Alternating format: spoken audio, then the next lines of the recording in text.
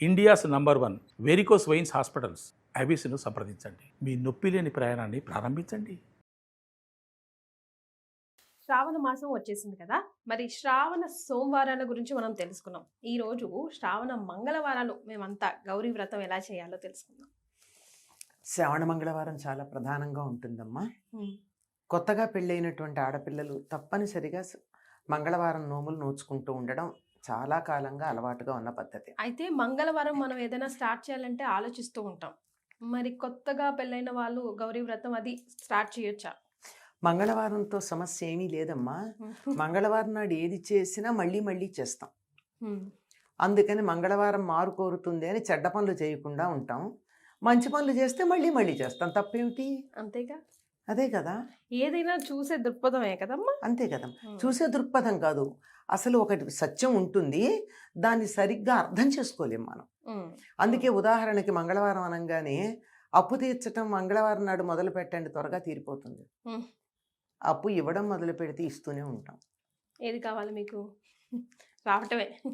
అంచేత అప్పు తీరాలి కదా. తీరాలి. అప్పు తీరాలి. అప్పు తీరే మార్గం చెప్పండి అంటే చెప్తా. ₹1 అయినా మంగళవారం నాడు మీరు అప్పు తీర్చండి, తర్వాత అదే తీరిపోతూ ఉంటుంది అని. ప్రాక్టికల్గా జరిగింది అని చెప్పిన వాళ్ళు చాలా మంది ఉన్నారు. ఏదైనా repeat repeat repeat repeat repeat మళ్ళీ మళ్ళీ మళ్ళీ మళ్ళీ మళ్ళీ మళ్ళీ. అంచేత మంగళవారం చెడ్డ పనులు చేయడానికి మొదలు పెట్టకూడదు. అంటే మన చెడ్డ పనులు మనం చేస్తామంటే కొన్ని తప్పనిసరి చేసే ఉంటాయి కదమ్మా, అట్లాంటివి చెయ్యం. అంతేగాని మంగళవారం పనికిరాందని ఏం లేదు. రైట్.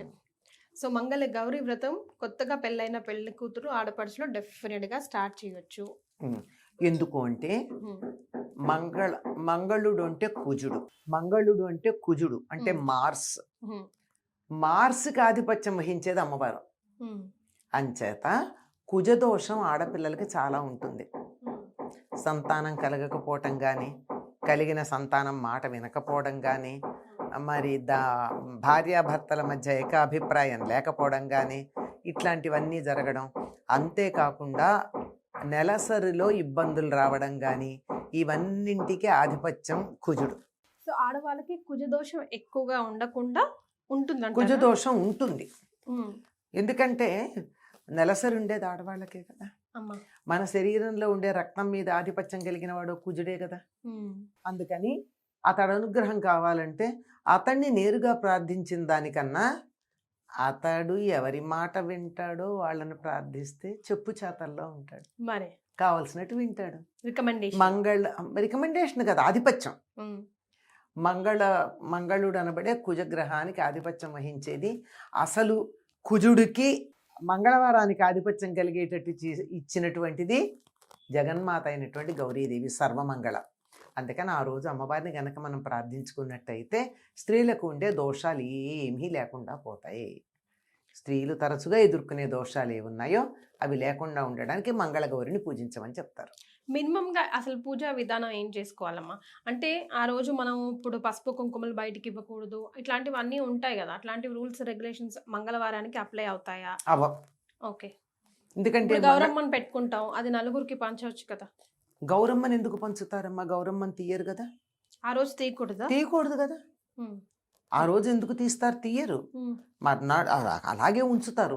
ఇంకా కొంతమంది అయితే 4 వారాలు అదే గౌరీదేవిని ఉంచుకుంటారు, పసుపుతో చేసింది. తర్వాత కూడా గౌరీదేవిని ఎవరికి పంచరమ్మా. తీసిన తర్వాత కూడా ఆ ముత్తైదులైన వాళ్ళు ముఖానికి పసుపుగా తమ ఇంట్లో తాము రాచుకోవడమో, లేకపోతే తులసిలోనో ఎక్కడో ఎవరు తక్కువ చోట పెట్టడమో చేస్తారు తప్ప అది తీసి అందులో గౌరీదేవినే తలో కాస్త అందరికీ పంచే పద్ధతి ఎక్కడా నేర్చుకోవాల. కనుక మీ ఇంట్లో ఎన్ని విగ్రహాలు ఉండని, ఎన్ని ఛాయాచిత్రాలు ఉండని, ఎన్నన్నా బొమ్మలు ఉండని, ఏదన్నా కానీ పూజ చేసేటప్పుడు మాత్రం పసుపు గౌరీదేవే ప్రధానం. పసుపుతో గౌరీదేవిని, పక్కన వినాయకుడిని చేసి ముందర నిర్విఘ్నంగా పరిసమాప్తి కావాలని వినాయకుడిని పూజించి ఆ తర్వాత గౌరీదేవిని పూజిస్తాం. నిత్యం చేసే పూజ కాక ఆ పూజ అయిపోవాలి. అది ఇది కలపకూడదు. వ్రతాలు అవన్నీ కూడా మన నిత్య పూజ అయిన తర్వాత చేసుకునేవి. అంటే పూర్వకాలం మగవాళ్ళు చేసేవారు అనుకో నిత్య పూజ, అందువల్ల వాళ్ళు పూజ చేశాక చేసుకునేవాళ్ళం. ఇప్పుడు అది కూడా ఆడవాళ్లే చేస్తున్నారు కనుక అది కూడా పూజ అయ్యాకే, ఇది ఆ పూజ అయిన తర్వాత ఇచ్చేసుకుంటూ ఈ పూజలో ఈ గౌరీదేవిని వినాయకుడిని పెట్టుకుని పూజ చేసుకుని పూజ అంతా అయిన తర్వాత పూజలో అంతర్భాగంగా తోర పూజ చేస్తారు. దీనికి ప్రత్యేకం. ఏం చేయాలంటారమ్మా? అంటే 5 పోగుల దారం తీసుకుని 5 ముళ్ళు వేసి ఒక 3 పెట్టుకుంటారు. ఒకటి అమ్మవారికి, ఒకటి ముత్తైదువకి, ఒకటి తాను కట్టుకునేటందుకు, ఈ 3. అయితే కొంతమందికి ఏంటంటే ఏడాదికి పెరుగుతాయి. మొదటి ఏడాది 5 ఉంటే, రెండో ఏడాది 10, మూడో ఏడాది 15 అట్లా పోగులు, ముడులు, ముత్తైదులు కూడా. అలాగే జ్యోతుల్లో వెలిగించాలా దీపం కూడా? దీపం మామూలు దీపం కాకుండా కథ చెప్పుకునేటప్పుడు జ్యోతుల్లో దీపం వెలిగిస్తారు. జ్యోతులంటే బియ్య పిండితో అదే చలిమిడిలాగా చేసి దాంతోనే ప్రమిదలు చేసి అందులో ఆవునేతి ఒత్తులు పెట్టి దీపం వెలిగిస్తారు. వెలిగించి కథ చెప్పుకుంటూ దానికి ఒక ఇనప అట్లకాడ కానీ కత్తి కానీ తీసుకుని దానికి కొద్దిగా ఆవు నెయ్యి రాచి దాన్ని పెట్టి దానికి కూడా ఒక తోరం కడతారు. కట్టి కథ చెప్పుకుంటున్నంతసేపు ఈ దీపాల మీద ఈ వెలిగించిన జ్యోతులు ఉన్నాయే, ఈ జ్యోతుల మీద దాన్ని పెడతారు. కాటుక తయారవుతుంది. కొంచెం ఆవు నెయ్యి రాచి ఇంత ఒక చుక్క ఇలా అంతే అంటనట్టు పెట్టి ఆ దీపాల మీద ఈ కత్తిని పెట్టి లేక అట్లకాడని పెట్టి దానికి కూడా తోరం కడతారు. కట్టి దాన్ని అక్కడ పెట్టి కథ చదువుతారు. కథ చదివే వరకు దాని మీద అట్లా పెడితే కాటుక తయారవుతుంది. ఆ కాటుక కళ్ళకు పెట్టుకుంటారు. అది వచ్చిన ముత్తైదులకు కూడా ఇస్తారు. ఎవరైతే కాటుక కళ్ళకు పెట్టుకుంటారో వాళ్ళకి కంటికి సంబంధించిన దోషాలు లేకపోవడమే కాదు, వాళ్ళ వంశంలో ఎవ్వరికీ కూడా అంధత్వం ఉండదు. ఇది ఆ కథలో మనకు కనపడుతుంది అన్నమాట. చెప్పేటటువంటి కథలో మంగళగౌరి కథ అని దొరుకుతుంది. మంగళగౌరి వ్రతానికి సంబంధించిన కథ దొరుకుతుంది, అందులో కనపడుతుంది. అయిన తర్వాత అమ్మవారికి తాంబూలం ఇస్తారు.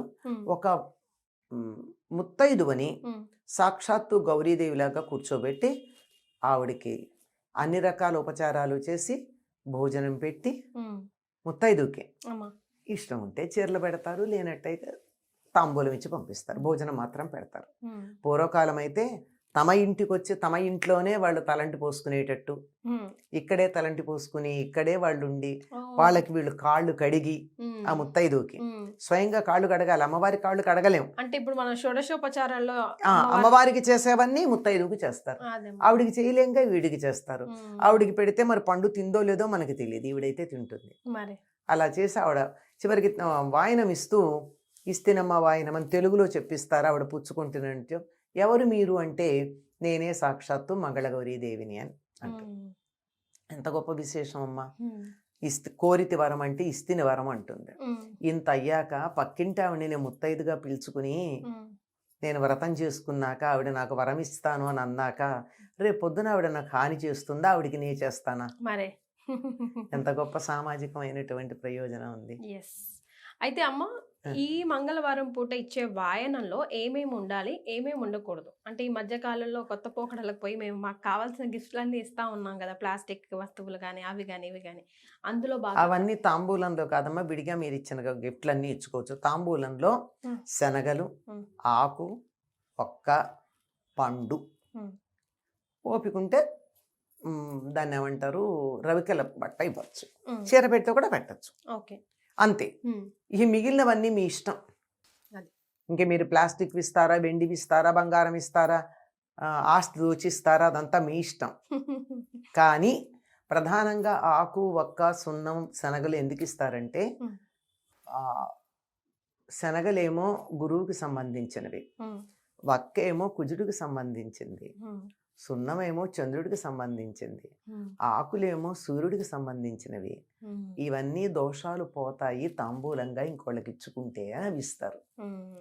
అందుకనే ఇవి ఇచ్చేటప్పుడు కక్కుర్తి చేయకుండా, అంటే వక్కల బదులు సోంపు ప్యాకెట్లు పెట్టడం లాంటివి చేస్తే మరి దానికి మీనింగ్ పోతుంది కదా. అదే కదా, అసలు ఆ ప్లాస్టిక్ ప్యాకెట్లే పెడుతున్నారు, అది బాధగా ఉంటుంది. పసుపు కదమ్మా, పేపర్లో పసుపు కాదు, పసుపు కుంకం కాలికి ఇస్తాం, ఇక దాంట్లో ఇవ్వాల్సిన పని లేదు. పసుపు కుంకం ప్యాకెట్లు ఇవ్వాల్సిన పని ఏం లేదు, ఎందుకు ఇస్తారో తెలియదు.